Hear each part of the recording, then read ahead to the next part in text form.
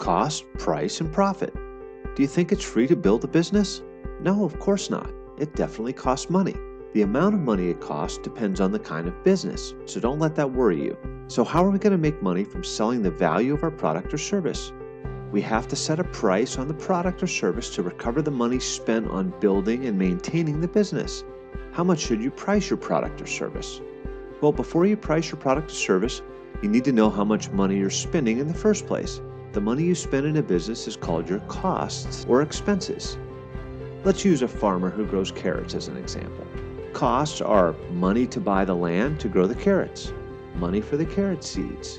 It costs money to fertilize the carrots and to water the carrots, to pay people to harvest the carrots, to clean the carrots, to package the carrots, to transport the carrots from the farm to the market, and to find markets who want to buy the carrots. All of these costs are necessary for a carrot farmer to build and maintain their business.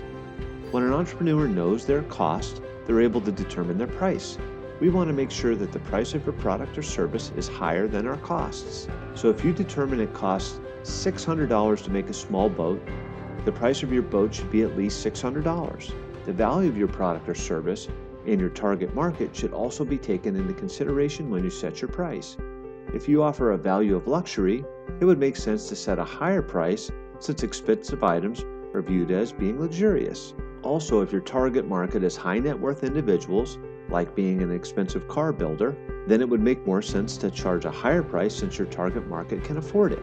Let's say you price your boat at $1,000. $1,000 minus $600 of costs equals $400. What is the $400 called your business just made?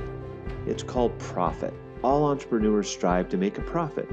With the money from the profit, an entrepreneur can choose to save it for future business costs like building more products or services, or keep it for himself and put it in their pocket. One of the ways Santiago's dad increases his profit is by charging a markup on the parts he puts into the trucks, and he happens to specialize in the most expensive type of trucks. This way, if the parts are expensive and he charges a 20% markup or profit on them, he makes more money than he would if he was only working on less expensive trucks with cheaper parts.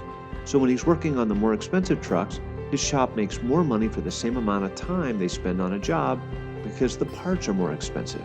His mom has reduced her costs by outsourcing the photo developing to an online company. This way, instead of making prints and showing them to her customers, and maybe they don't want all of them, the customers can go online and order only what they want.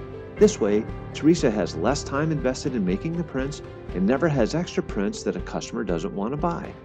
She's also increased her profits because the online photo company also sells things like calendars and posters, which she didn't do before. We take a much deeper dive into cost, price, and profit in the Kid Entrepreneurship course, Business Models for Kids.